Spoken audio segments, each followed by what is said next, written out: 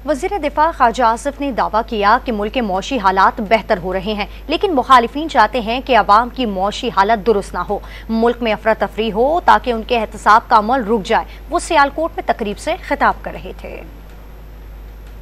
ने सांस लेना शुरू कर दिया है।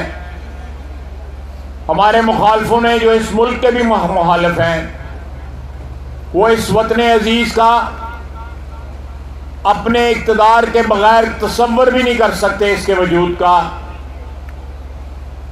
वो माशी अबतरी चाहते हैं, अफरा तफरी का आलम जो है वो फैल जाए ताकि इस अफरा तफरी में उनके खिलाफ जो इस वक्त